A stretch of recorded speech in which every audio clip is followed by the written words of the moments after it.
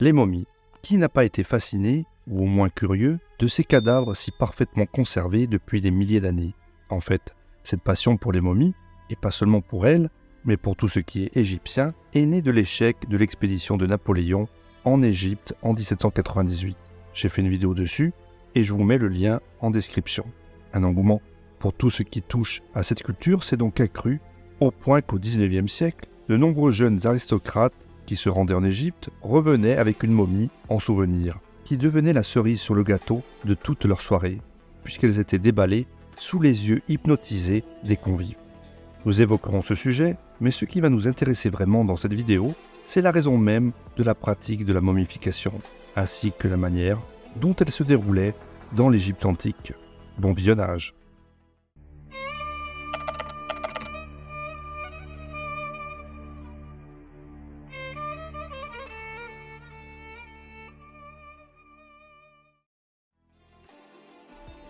Il faut préciser tout d'abord que bien que l'art de conserver les corps soit sacré, les Égyptiens n'ont pas vraiment laissé de traces écrites de cette pratique. C'est l'historien grec Hérodote qui fut l'un des rares à en faire le récit lors de sa visite en Égypte vers 450 avant Jésus-Christ. Cependant, la géographie de l'au-delà, ainsi que les êtres qui le peuplent, sont renseignés par divers écrits, dont les textes des pyramides, le livre des deux chemins, le livre des morts, les livres du monde souterrain et quelques contes. Quoi qu'il en soit, la première chose à comprendre est pourquoi il était si important pour les Égyptiens que les cadavres soient conservés en si bon état. La solution à cette question réside dans leur propre croyance en la mort. Ces derniers pensaient en effet que l'esprit d'une personne survivait après la mort. Le seul problème est que celui-ci avait besoin d'être nourri. Et pour que l'esprit ne meure pas de faim et que sa vie dans l'au-delà ne soit pas en danger, il fallait que le corps soit reconnaissable, c'est-à-dire qu'il ne soit pas complètement décomposé, raison pour laquelle la pratique de la momification était d'une importance vitale. Mais que se passait-il après la mort, du moins pour les Égyptiens? Eh bien, après la mort, l'esprit du défunt était guidé par le chacal Anubis, gardien du monde souterrain, à travers l'au-delà, jusqu'à un tribunal où se déroulait le célèbre procès d'Osiris.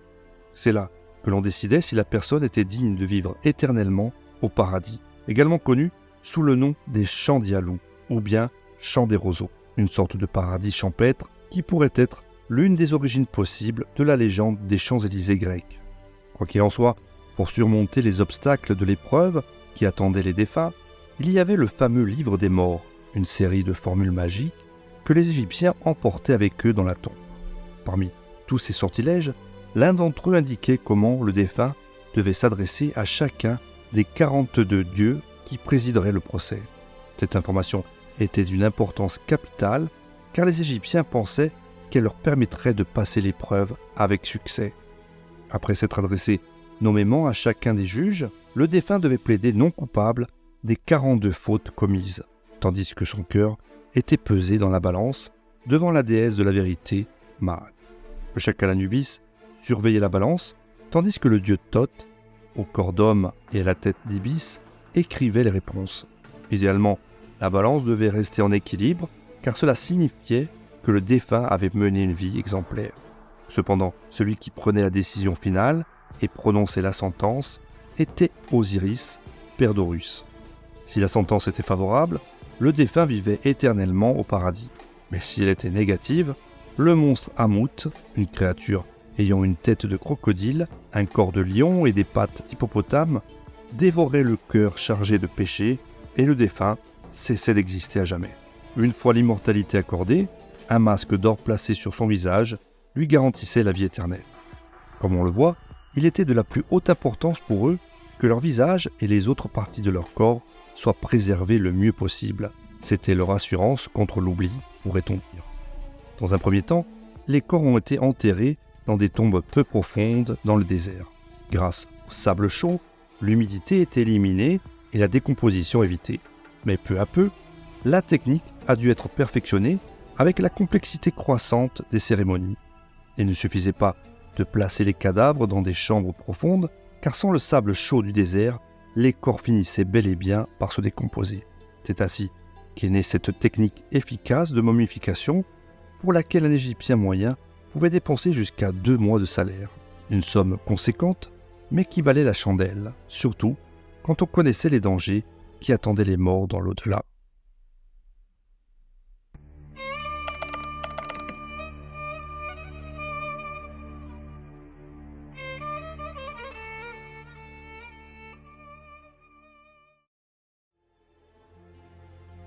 Les étapes à suivre par les embaumeurs, nom donné aux personnes chargées de traiter les cadavres, étaient les suivantes. La première étape consistait à préparer les épices, les résines et les huiles. Le cerveau était ensuite retiré par les narines à l'aide d'un crochet métallique, et ceux qui ne pouvaient être atteints avec le crochet étaient lavés à l'aide d'un dissolvant en charge de faire s'écouler la bouillie résultante. On mettait alors à sa place de la résine mêlée à du goudron végétal et du charbon de bois.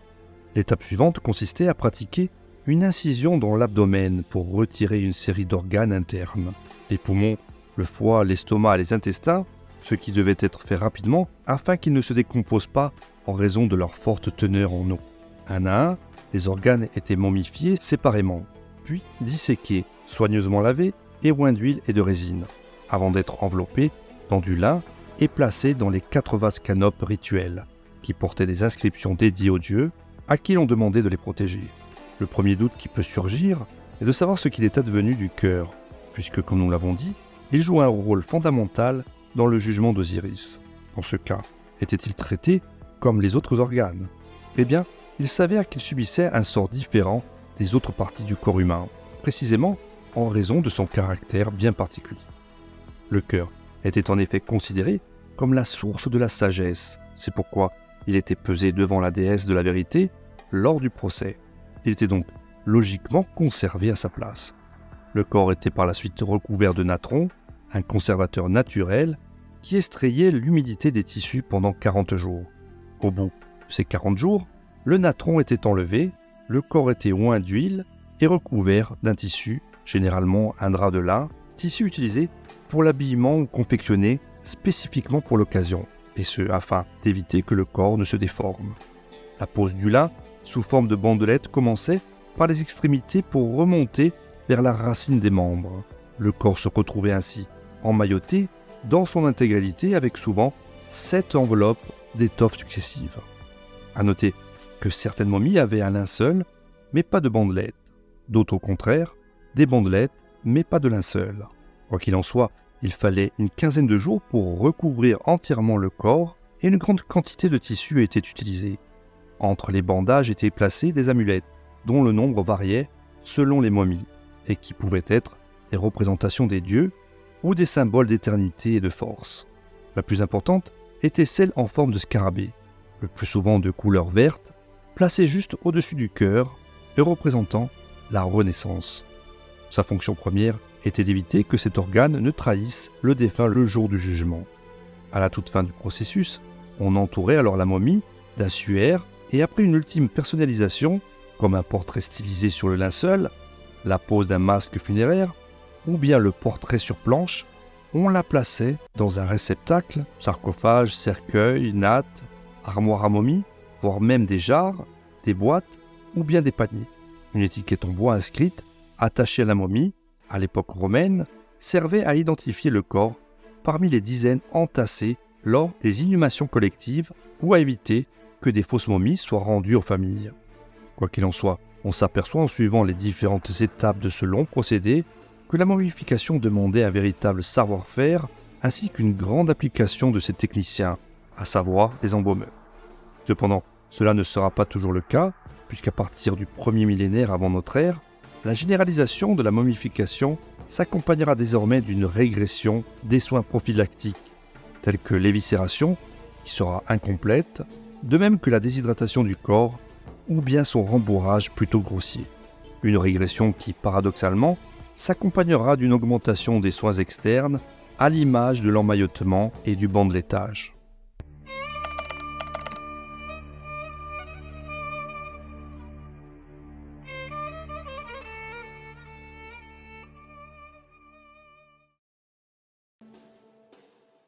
À toutes les époques de la civilisation égyptienne, il y avait des prêtres experts dans les pratiques funéraires des êtres humains et des animaux. Dans certains temples, Les salles étaient réservées à la momification des animaux. Nous connaissons également ce que l'on appelait à l'époque des maisons des morts, où des experts se consacraient à la préparation des défunts pour l'au-delà. Dans chaque domaine, il y avait des experts différents qui nous ont laissé un héritage d'instruments, d'ustensiles, de produits et de tissus utilisés à cette fin. Des experts qui ont tous eu une forte influence sur le commerce et l'économie égyptienne. On peut donc tout à fait considérer la momification sous le regard d'une filière technique. C'est de cette manière qu'il faut la considérer. En effet, le peu d'écrits retrouvés à ce sujet nous montre le peu d'importance qu'avait pour les Égyptiens la pratique en elle-même. Ce qui était essentiel, c'était pour eux de pouvoir atteindre la vie après la mort, et la momie était leur moyen d'y arriver. Les embaumeurs étaient de véritables techniciens dont la mission était d'empêcher le processus naturel de décomposition des corps. Pour ce faire, ils ont utilisé toutes les techniques disponibles alors pour mener à bien cette mission: médecine, biologie, chimie, textile, commerce. De plus, la technique de la momification n'a cessé d'évoluer. Elle a connu des débuts techniques difficiles, a traversé toutes les réformes religieuses égyptiennes et a même perduré pendant l'invasion romaine pour s'éteindre avec la prépondérance de l'Église au IIe siècle. Pendant cette longue période, cette filière a profité des apports techniques et culturels de tous les courants qui pouvaient traverser l'Égypte.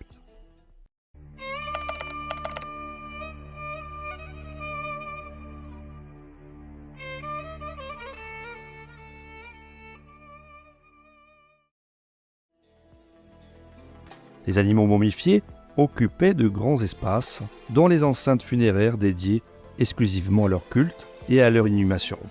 On peut citer le Sérapéum de Saqqara, dédié au taureau Apis, le Boubastis à la déesse Bastet, qui en sont quelques exemples. Certains animaux étaient également soignés et vénérés dans des temples qui leur étaient dédiés, comme dans le cas du dieu Sobek à Kom-Ombo, une localité située à 50 km au nord d'Assouan. Les animaux étaient en effet momifiés en utilisant les procédés similaires à ceux que l'on appliquait pour créer des momies humaines, à quelques différences près.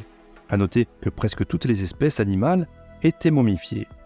La pratique de la momification d'animaux atteignit son paroxysme durant les périodes ptolémaïques et romaines, soit à partir de 305 avant Jésus-Christ. Les animaux n'étaient pas vénérés pour eux-mêmes, les Égyptiens les considéraient comme des intermédiaires entre les hommes et les dieux. Les animaux étaient élevés dans l'enceinte des temples et momifiés après leur mort. Chaque groupe d'animaux sacrés avait ses prêtres, ses gardiens chargés de les nourrir et ses embaumeurs. Pour témoigner leur dévotion envers la divinité, les fidèles payaient l'embaumement d'un animal sacré du temple. En divers centres religieux, on a découvert de vastes nécropoles contenant un grand nombre d'animaux momifiés. Et pour cause, chaque année, des centaines d'animaux momifiés étaient entassés dans des catacombes. Les momies de chats, associées à la déesse Bastet, et les momies d'ibis, représentant le dieu Thoth, furent sans doute les plus nombreuses et les plus courantes. Des radiographies de chats momifiés font apparaître des vertèbres cervicales brisées, ce qui laisse à penser que certains chats ont certainement été délibérément tués pour servir d'offrande à la divinité. J'ai également fait une vidéo sur le statut des chats dans l'Égypte antique, je vous mets le lien en description.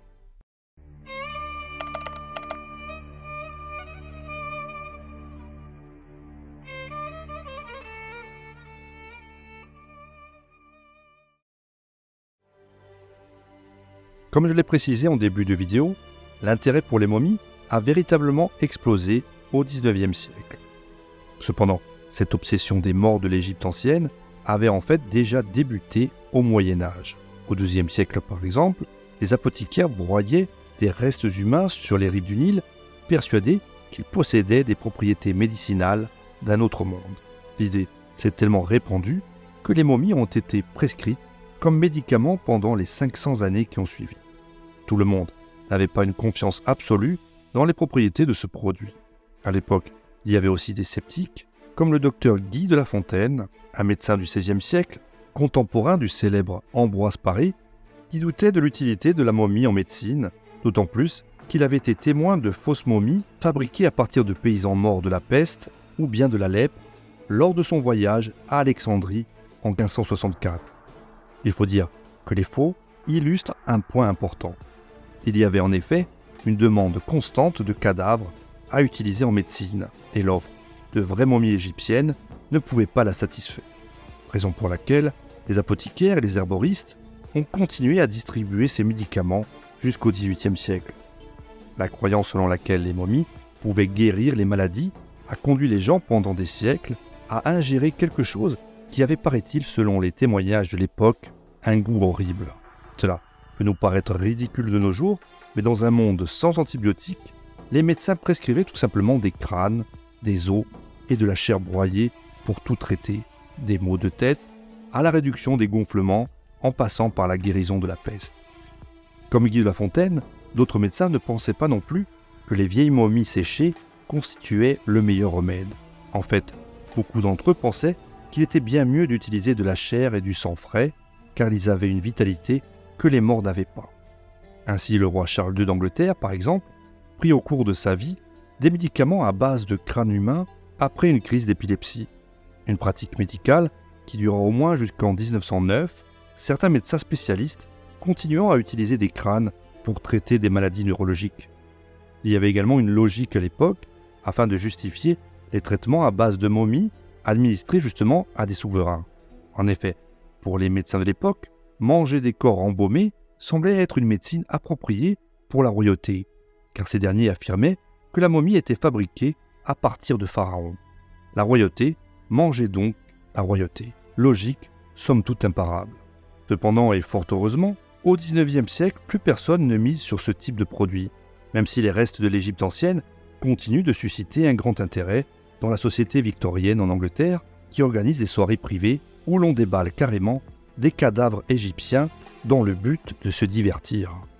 L'expédition de Napoléon en Égypte en 1798 avait en effet éveillé la curiosité des Européens et avait permis à des voyageurs qui se rendaient en Égypte à cette époque de ramener des momies entières achetées dans les rues du Caire par exemple.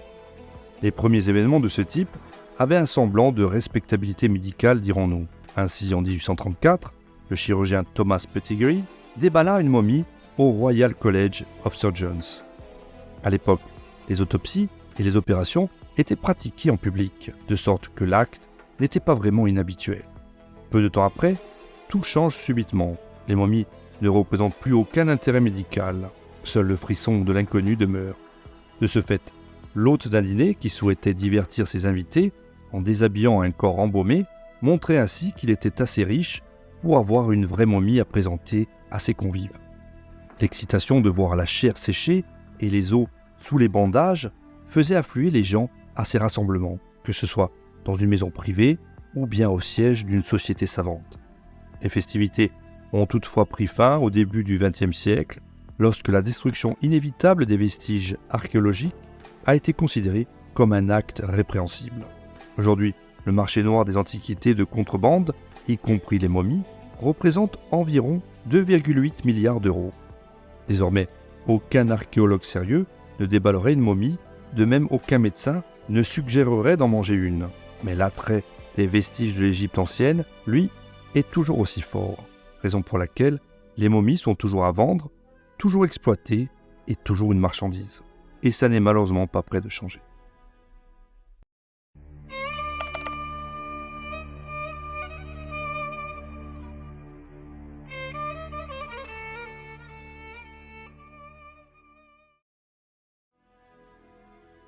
Il est important de mentionner qu'aujourd'hui, de nombreux progrès ont été réalisés dans l'étude des momies.